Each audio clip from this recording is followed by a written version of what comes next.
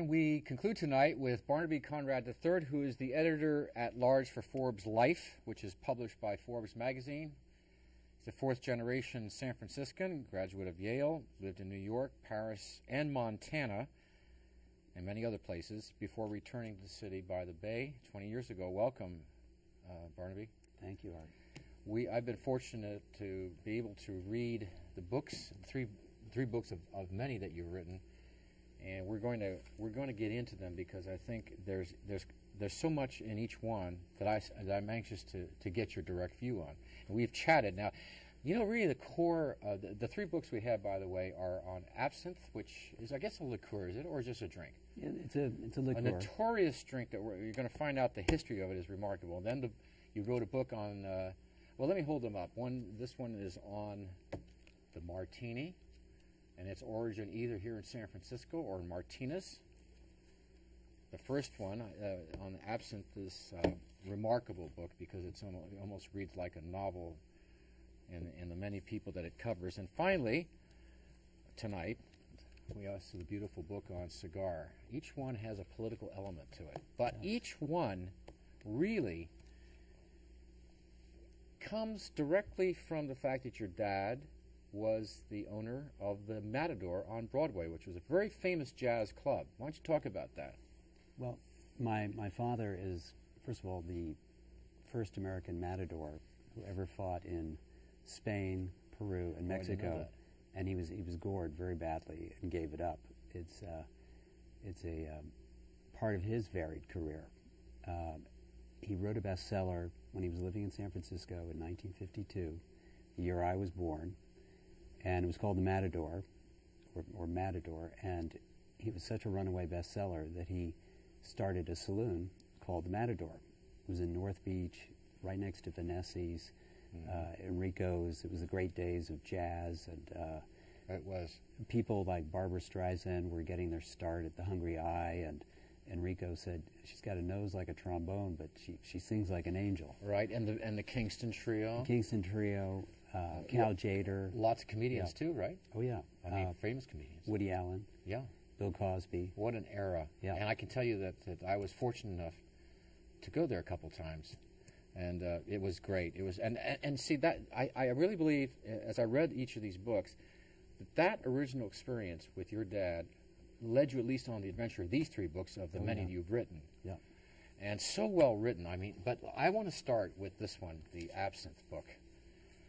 I mean, this reads like an adventure, which has a great conclusion, which we'll talk about. This very notorious drink, which coincidentally has just been legalized in the United States. Yes. Yes. In January, I think. Yeah, right? very, very recent. And do we have that here in San Francisco? Yes, as a matter of fact, I was last night. If I seem a little groggy today, it's because I was down at the restaurant Absinthe, which is on Hayes and Gogh, and it's been there 10 years now.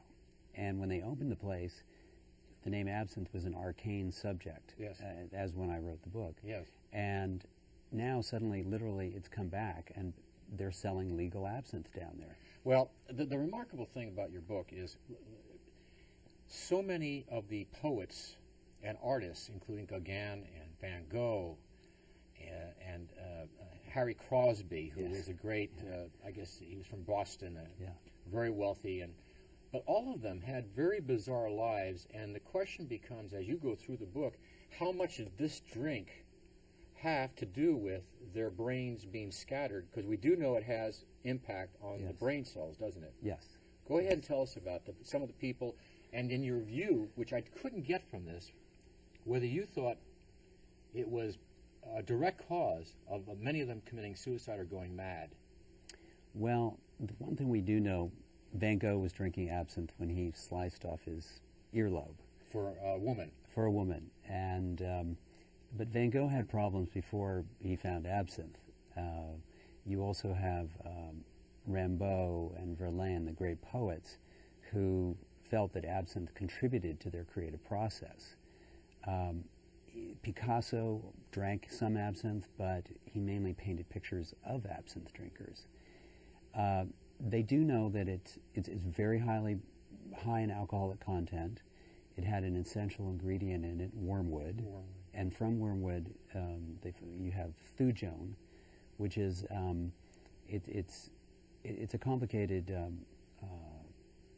chemistry, but when thujone and alcohol interact, it's a little bit. I try to describe it as driving a car with the brake on. So you're hitting the gas and the brake at the same time. Some of the impact on the behavior is what? I mean, epileptic fits is part of that. Some muscular. Yeah. If you take thujone oil and it's just a small bit, a teaspoonful, I would say, would probably send you into an epileptic fit, and it could kill you. But there's such a tiny part of it that actually appears in absinthe, and they don't really put thujone in; they just put wormwood in, which is a plant that has impact. Yeah. It has extract from it, or a byproduct. Oscar Wilde was also a drinker of absinthe. In fact, the list goes on and on of during that whole era towards the end of that century, when a lot of turmoil was going on in Europe. Yes.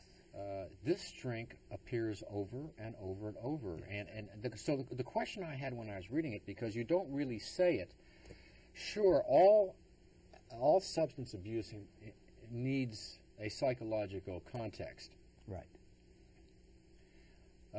But how much, after you did your research, how much did you think that these great artists, poets, and so on were directly impacted either in their creativity or in their final demise? Well, I think all of them that we named, Oscar Wilde, Verlaine, and Rimbaud, did have tragic lives. Van Gogh, again, too. Alcohol itself was a real contributor, and but there is some substance to the idea that without absinthe, Verlaine might not have written all the great poetry he did. Is that possible? Well, he certainly, the minute absinthe was banned in Europe, they didn't all start going out and drinking milk. Right. They would drink whatever they could get if they were addicted to alcohol. But a number of people really said absinthe is different and a little special, a little different high. But on the other hand, you have people that say, well, I like scotch or I like gin martinis. Do you think that, is there any evidence that any creativity dropped off when they did their own prohibition in Switzerland and France and so on? Well, the main big drop-off you had was World War I, which was actually helped cause the banning of absinthe in France. You had political factions, literally in the French Assemblée Nationale, the Congress, who would say, this is a capitalist plot to keep the workers down, and then on the other hand, you'd have people saying, if we've got all these bohemians drinking absinthe on the terraces of Montparnasse, how are we going to beat the Germans, who are the healthy beer-drinking Teutons? Yes. And so, to a certain extent, absinthe did represent, or was thought to represent, a whole philosophy and attitude of France at that time. Now, two things. Yes, and that's the amazing thing, is how one drink could permeate history that way. Yes. I mean, when something keeps showing up that way, whether it's correct or not, it had an impact. Yes. Psychological impact. Yes. Now, the two things I want to do in the time we have left is three things. One, why don't you describe this, because I didn't quite get it, right, how you drink this drink, because there's a peculiarity to it. There's a chemical reactions that's caused. Well, you start with absinthe, which is about 140 proof. Almost the highest of almost all liquor. Yes, you think of vodka is only 80 proof. And you put about an inch of absinthe into a tall, heavy sort of schooner glass. Mm-hmm. You put a spoon on top of it that is a special absinthe spoon. They come in all shapes and forms. Is it a regular spoon or is it webbed? It looks like a sort of a miniature pie scooper. Mm-hmm. I have one that's in the shape of the Eiffel Tower. I see. And with perforations in it.